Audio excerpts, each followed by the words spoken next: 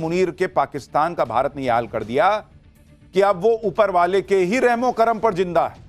और स्थिति यह हो गई इस दो कौड़ी के पाकिस्तान की कि वहां पर ईयर एंड सेल लगी हुई है। पूरा पाकिस्तान इस सेल में बिकने को तैयार बैठा है भाई। पाकिस्तान बिक रहा है और उधर मुनीर नया फर्जीवाड़ा करने में जुट गया है। जिन हथियारों को भारत ने ऑपरेशन सिंदूर में ठोक कर कचरा बना दिया, मुनीर उसी कचरे को पाकिस्तान से बाहर बेचने में जुट गया है। यानी आप देखिए कि एक तरफ ईयर एंड सेल में पाकिस्तान की संस्थाएं बिक रही हैं, दूसरी तरफ मुनीर चाइनीज हथियार मुस्लिम देशों को बेच रहा है। उधर डोनाल्ड ट्रंप ने मुनीर को गाजा में बुरी तरह से फंसा दिया, इधर पाकिस्तान के आतंकी भी मुनीर को बेनकाब कर रहे हैं। भारत के हाथों हुई पिटाई पर आतंकियों ने मुनीर की ही क्लास लगा दी है। यानी नया साल शुरू होने से पहले पाकिस्तान बुरी तरह से फंस गया है। पाकिस्तान में तो लोग कह रहे हैं कि मुनीर तो पूरा पाकिस्तान बेचकर विदेश भाग जाएगा भाई। कोई कह रहा है कि मुनीर और शहबाज की जोड़ी ने पाकिस्तान को ट्रंप के पास गिरवी रख दिया है। पाकिस्तान में कौन सी सेल लगी है, कैसे पाकिस्तान बिक रहा है, मुनीर को कैसे आतंकी सुनाए दे रहे हैं, क्या क्या हो रहा है, मुनीर का नया फर्जीवाड़ा कौन सा सामने आ गया है, सब दिखाऊं उससे पहले एक ट्रेलर देखिए।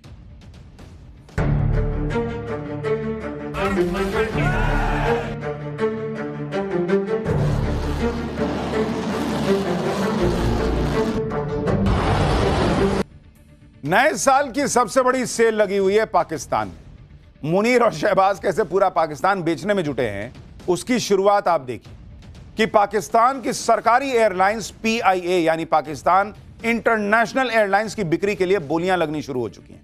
पाकिस्तान सरकार पीआईए की 75% हिस्सेदारी बेच रही है, जबकि 25% हिस्सा अपने पास रखेगी। बाद में सरकार इस हिस्से को भी बेच सकती है।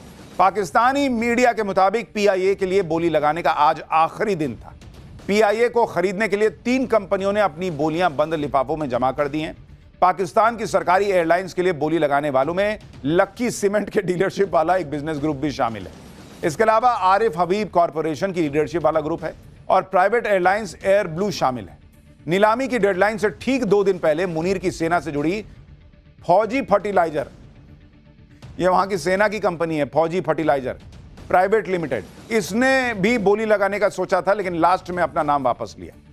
इस्लामाबाद में हुई नीलामी में पीआईए को खरीदने पहुंची तीनों कंपनियों के प्रतिनिधियों ने एक एक करके अपनी बोली बंद लिफाफे में ट्रांसपेरेंट बॉक्स में डाल दी। यहां इंडिया में सब ऑनलाइन होता है, वहां आज भी लिफाफा ही चल रहा है। पाकिस्तान की एयरलाइन को बेचने की प्रक्रिया में मुनीर ने अपनी सेना की कंपनी को माल बनाने के लिए लगा दिया था, लेकिन वो ऐसा कर नहीं पाया। पाकिस्तान की सरकारी एयरलाइंस अकेली नहीं है जिसे बेचा जा रहा है। पाकिस्तान की 2 दर्जन से ज्यादा कंपनियां सेल पर है। ऐसे में यह समझना जरूरी है कि शहबाज और मुनीर को पाकिस्तान की सरकारी कंपनियों को बेचने के लिए यह सेल लगानी क्यों पड़ी है। दरअसल पाकिस्तान साल 1958 से अब तक आईएमएफ से 20 बार लोन ले चुका है। पाकिस्तान पर इस वक्त कुल कर्ज बढ़कर 25 लाख करोड़ रुपए के पार है। इस कर्ज की वजह से पाकिस्तान दिवालिया होने की कगार पर खड़ा है और अपने खर्चे चलाने के लिए वो आईएमएफ के सामने कटोरा लेके खड़ा हो जाता है हर बार। इस बार आईएमएफ ने बेल आउट पैकेज हासिल देने के लिए पाकिस्तान को नई टर्म्स एंड कंडीशंस पूरा करने के लिए कहा कि भीख देंगे लेकिन पहले ये सब करना होगा, और उसके लिए पाकिस्तान अपने बंदरगाहों और एयरपोर्ट्स को पहले ही बेच चुका था। तो अब बेचे क्या? पिछले साल ही पाकिस्तान ने इस्लामाबाद एयरपोर्ट को ठेके पर देने का फैसला किया था। आईएमएफ की रेवेन्यू बढ़ाने, वित्तीय घाटा कम करने जैसी शर्तों को पूरा करने के लिए पाकिस्तान को 2024 से 2029 के बीच यानी 5 साल में 24 सरकारी कंपनियों को बेच रहा हूं। सेल की इस लिस्ट में सरकारी बैंक, इंजीनियरिंग वर्कर्स से जुड़ी कंपनियां, वर्क से जुड़ी कंपनियां, बिजली supply company, insurance company, thermal power plant company और सरकारी होटल सब शामिल है। लेकिन भिखमंगे पाकिस्तान की हालत यह हो चुकी है कि एक सरकारी कंपनी को खरीदने के लिए भी मुश्किल से खरीदार मिल रहा है। कौन खरीदेगा भाई? मान लो बिजली कंपनी खरीद लोगे, बिजली बिल भर कौन रहा है वहां जो तुम पैसा लोगे उससे? तो ये तो पाकिस्तान की हालत हो गई है भाई कि भीख लेने के लिए भी उसको कुछ बेच के दिखाना पड़ रहा है कि भाई ये भीख मैं लौटा दूंगा। आप ये भी देखिए कि अपने ही देश में मुनीर और शहबाज को सरकारी कंपनियां खरीदने के लिए खरीदार नहीं मिल रहे। उस पर मुनीर अपना चाइनीज कबाड़ निपटाने के लिए अफ्रीकी देश लीबिया पहुंच गया। मुनीर को लगा होगा कि ऑपरेशन सिंदूर में पाकिस्तान की ठुकाई की खबर शायद लीबिया तक नहीं पहुंची होगी, क्योंकि वहां पहले ही उथल पुथल मची हुई है। इसलिए लीबिया के सेना प्रमुख से मुलाकात के दौरान मुनीर ने ऑपरेशन सिंदूर को लेकर लंबी दूरी वाली झूठ की मिसाइलें छोड़ दी। और ऑपरेशन सिंदूर के दौरान चीन के फुस साबित हुए हथियारों को लीबिया को टिकाने के लिए डील कर ली। सुनिए, ऑपरेशन सिंदूर में फुस साबित हो चुके चाइनीज हथियारों को बेचने के लिए मुनीर कैसे फिर सेल्समैन बन गया। फिर मुनीर के फर्जीवाड़े की डिटेल आपको बताऊंगा।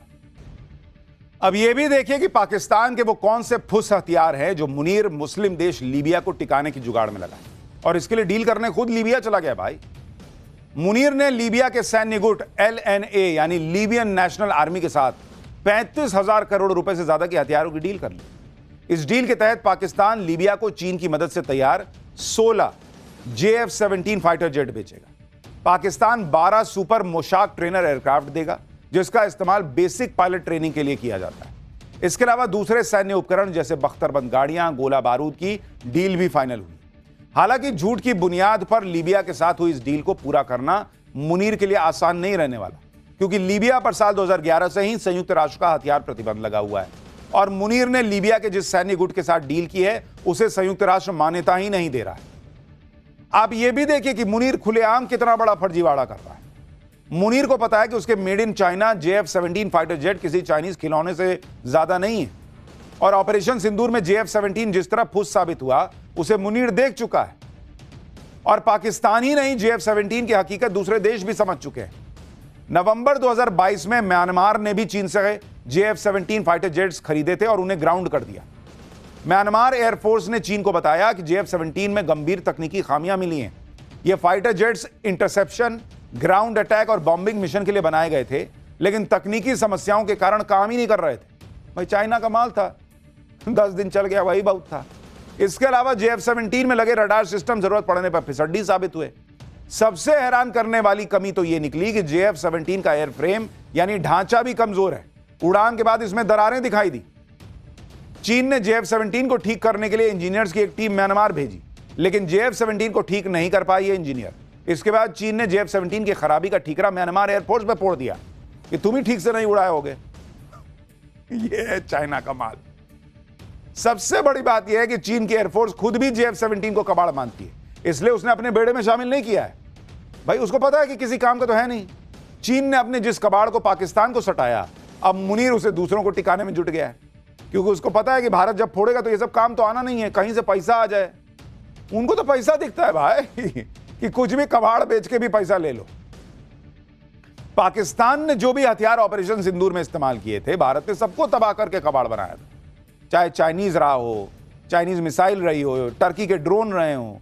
मुनीर भले ही अपना कबाड़ बेचने के लिए ऑपरेशन सिंदूर के लेकर अजब गजब बयान दे रहा हो, लेकिन मुनीर को अंदर तो पता है ना भाई कि ऑपरेशन सिंदूर में भारत ने पाकिस्तान में घुसकर उसके एयरबेस और आतंकी अड्डे मिट्टी में मिलाए थे।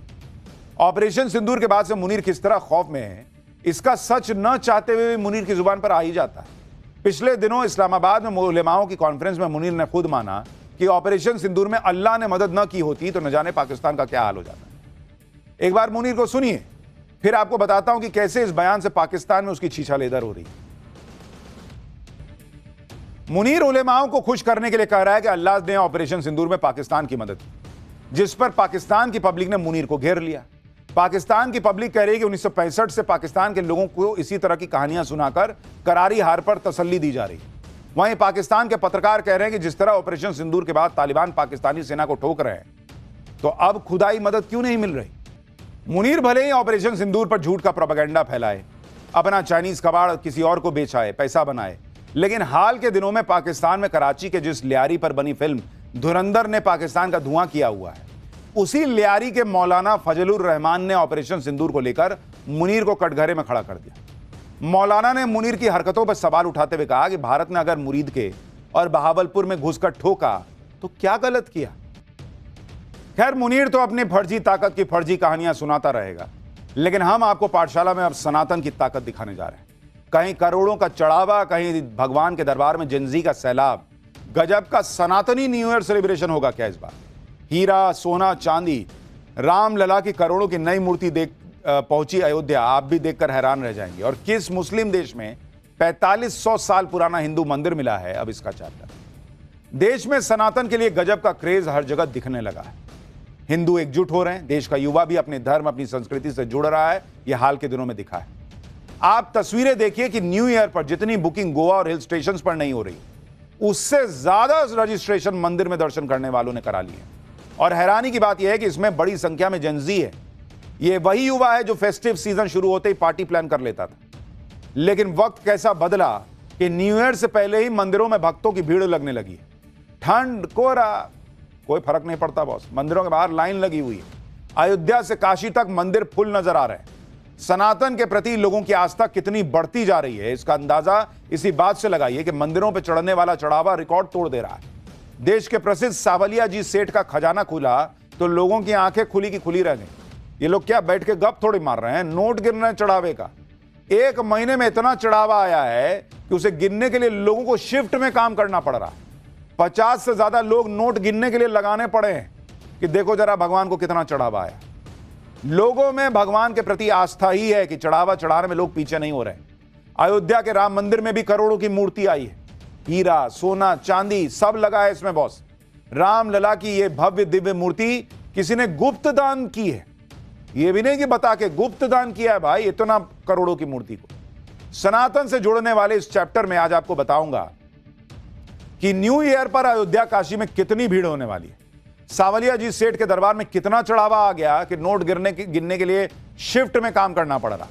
अयोध्या में रामलला की दूसरी मूर्ति कहां स्थापित होगी और कौन से मुस्लिम देश में 4500 साल पुराना सूर्य मंदिर मिला है और किस देश में 2700 साल पुराना देवी मंदिर मिला है।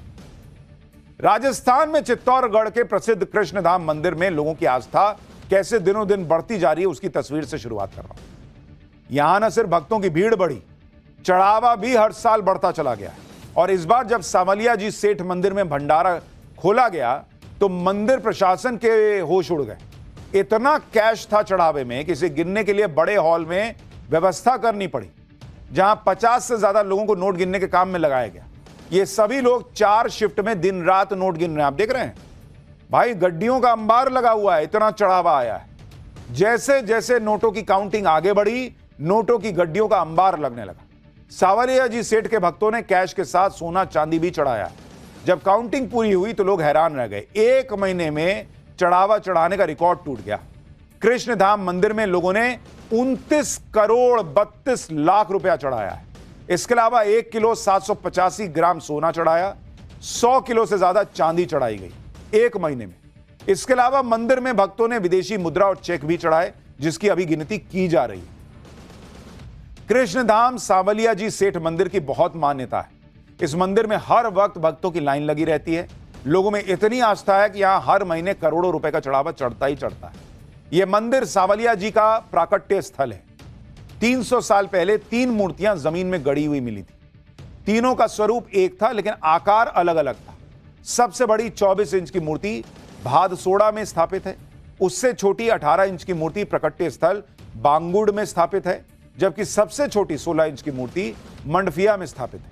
इसमें से सबसे प्रसिद्ध मंडफिया के सावलिया जी सेठ हैं। मान्यता है कि एक मूर्ति के सीने पर भृगु ऋषि के पैरों के निशान भी। कहा जाता है कि भृगु ऋषि भगवान विष्णु को सोता देख नाराज हो गए थे। उन्हें लगा कि विष्णु भगवान उन्हें देखकर सोने का बहाना कर रहे हैं। ऐसे में उन्होंने गुस्से में भगवान विष्णु के सीने पर पैर रख दिया था। भादसोड़ा में रखी प्रतिमा पर मौजूद चरणों के चिन्ह के दर्शन दिन में एक बार होते। 10 मिनट के दर्शन के बाद भगवान को कपड़े पहना दिए जाते। सावलिया जी सेठ मंदिर में चढ़ावा देखकर लोग हैरान हैं। तो वहीं अयोध्या के राम मंदिर में भगवान राम की एक और भव्य मूर्ति देखने के लिए भक्तों की भीड़ उमड़ रही। जब राम मंदिर की स्थापना हुई तो रामलला की मूर्ति की सबसे ज्यादा चर्चा। अब वैसी ही एक और प्रतिमा मंदिर में आई है और यह भगवान राम की ही प्रतिमा है। बताया जा रहा है कि भगवान राम की इस प्रतिमा को कर्नाटक से लाया गया है।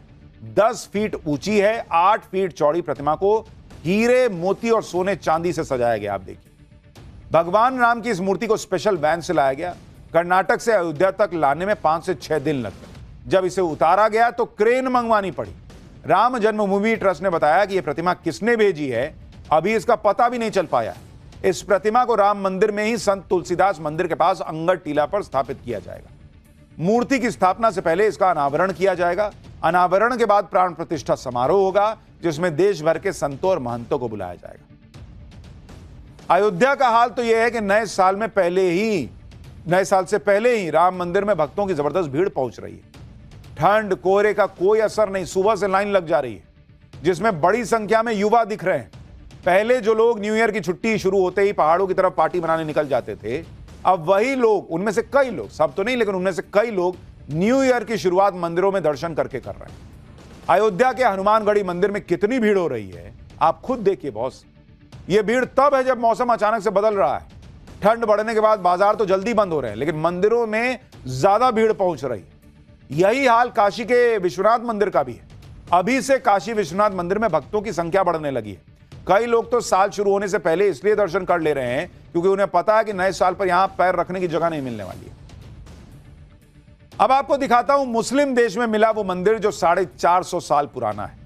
पिरामिड के लिए पहचाना जाने वाला मिस्र सिर्फ मकबरों का देश नहीं है, बल्कि यहां भी कभी मंदिर हुआ करते थे और ये वैसे ही मंदिर थे जैसे हिंदुस्तान में हुआ करते हैं। आपको जानकर हैरानी होगी कि मिस्र में जो मंदिर मिला है वो सूर्य भगवान को समर्पित है। मिस्र की सभ्यता को विज्ञान और ब्रह्मांड को समझने वाली बेहद उन्नत संस्कृति माना जाता था। सोचिए वो लोग भी आज से 4,500 साल पहले सूर्य उपासना कर रहे थे। ये मंदिर कितना विशाल था इसका अंदाजा इसी बात से लगाइए कि ये मंदिर करीब 10,000 वर्ग फुट में फैला हुआ था। यहां पर सफेद चूना पत्थर की नक्काशी, ग्रेनाइट के स्तंभ, लंबे गलियारे और छत तक जाने वाली सीढ़ियां मिली। यहां पर राजाओं के नाम के साथ मोहरें भी मिली हैं। ये वो राजा थे जो न्यूसेरा के शासन से पहले शासन करते थे। पूरा मंदिर मिट्टी की ईंटों से बना था, लेकिन यहां 2 चूना पत्थर के स्तंभों के आधार और 1 चूना पत्थर की दहलीज मिली है। ये यहां के मंदिर के प्रवेश द्वार का हिस्सा थे कहा जाता है। मंदिर के अंदर कई बर्तन भी मिले। अब इनकी जांच की जा रही है ताकि यह पता लगाया जा सके कि सूर्य मंदिर में किस चीज का चढ़ावा चढ़ता था। तो यह सनातन की नई ताकत है जिसमें लोग देश भर में चढ़ावा चढ़ा रहे हैं, भगवान के दर्शन के लिए जा रहे हैं और ऐसी ऐसी खबरें भी आ रही हैं। पाठशाला में अगला chapter, chocolate, baby food, cold drink सबके एक्सपायरी डेट में घोटाला। क्या आप सारा सड़ा गला माल खा रहे हैं क्या? एक्सपायरी डेट देखकर अगर सामान खरीदते हैं तो सावधान हो जाइए। ये चैप्टर देख लीजिए, कहीं आप भी एक्सपायर्ड सामान तो नहीं खरीद रहे हैं। ये बहुत महत्वपूर्ण चैप्टर है। जब भी आप सामान खरीदने जाते हैं, कोई बेबी फूड खरीद रहे हैं, चॉकलेट, कोल्ड ड्रिंक, कुछ भी खरीद रहे हैं, तो एक्सपायरी डेट पीछे देखते हैं कि देखें एक्सपायरी है कि नहीं, कि कब बना था और कब तक इस्तेमाल हो सकता है इसका। लेकिन अब इसी एक्सपायरी डेट के साथ घोटाला हो रहा है। ऐसे ऐसे कांड किए जा रहे हैं जो लोगों की सेहत और जिंदगी के साथ खिलवाड़ है। एक्सपायरी डेट वाले प्रोडक्ट को नया करके बेचा जा रहा है। दिल्ली पुलिस ने ऐसे ही एक गिरोह को पकड़ा है जो एक्सपायर्ड फूड प्रोडक्ट्स को, यानी जो सामान खराब हो गया उसमें नया लेबल चिपका के उसको नया बना के मार्केट में बेचता था। यह गिरोह एक्सपायरी प्रोडक्ट को मार्केट से उठाता, उसे नए प्रोडक्ट की तरफ बेचता। प्रोडक्ट का बारकोड, एक्सपायरी डेट सब बदल देते थे ये लोग। खाने पीने के सड़े गले सामान की डिलीवरी करते थे। बाजार, मॉल और ई-कॉमर्स प्लेटफॉर्म से डिलीवरी होती थी। हजारों लीटर एक्सपायर्ड कोल्ड ड्रिंक बरामद हुई है, हजारों किलो बेबी फूड बरामद हुआ है।